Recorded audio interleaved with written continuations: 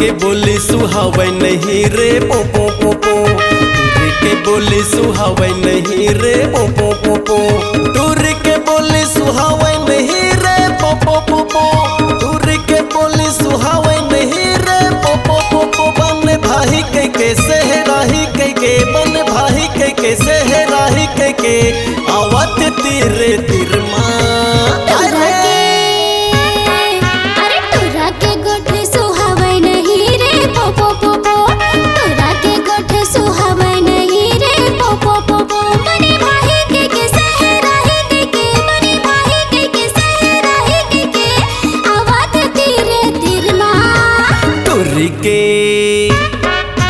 टूरी के गोठ सुहावे नहीं रे पो पो पो पो।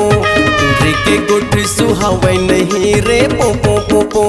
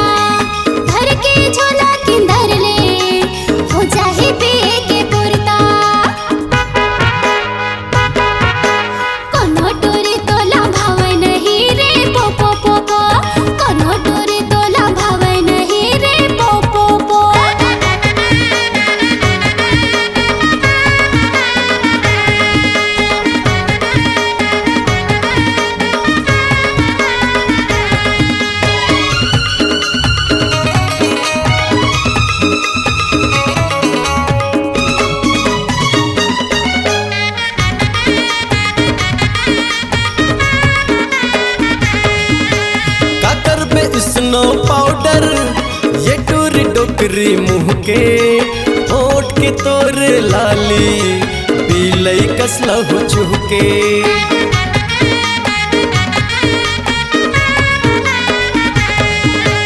काकर बे स्नो पाउडर ये टूरी डोकरी मुँह के होठ के तोर लाली पीलई कसला हो चुके। होठ के तोरे लाली पीलई कसला हो चुके। अरे कोनो टूरा तो लभावे नहीं रे पो पो पो पो। कोनो टूरा तो लभावे नहीं रे पो पो पो।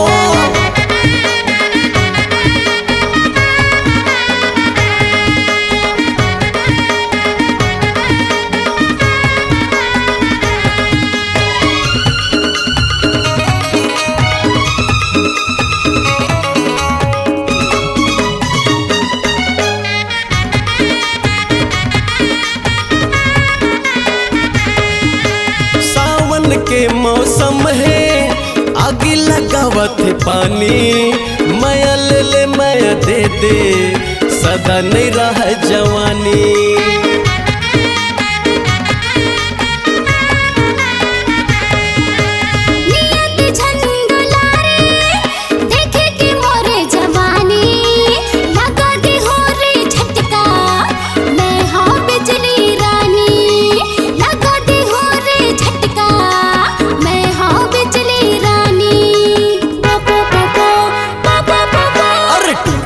बोली सुहावे नहीं रे पो पो पो।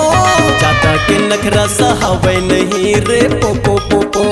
टूरी के बोली सुहावे नहीं रे पो पो पो पो। टूरी के बोली सुहावे नहीं रे पो पो पो पो। बन भाई के सहराही के बन भाई के सहराही के आवत तीरे तीर माँ।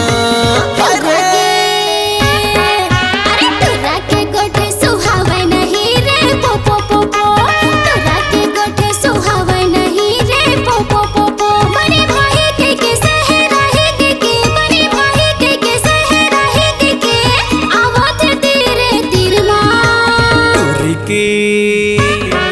अरे टूर के बोली सुहावे नहीं रे पो पो पो पो, टूर के बोली सुहावे नहीं रे पो पो पो पो, पो पो पो पो, पो पो पो पो, पो पो पो पो, पो पो पो पो, पो पो पो पो रे पो पो पो पो, पो पो पो पो रे पो पो पो पो।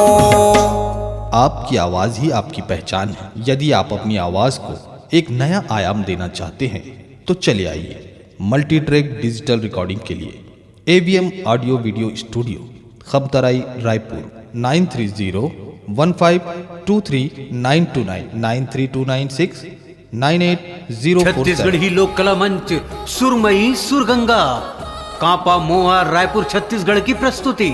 मशहूर गायक शिवा जांगड़े पंजनी वाले। कार्यक्रम हेतु संपर्क करें शिवा जांगड़े 9826669337 और 8305274023।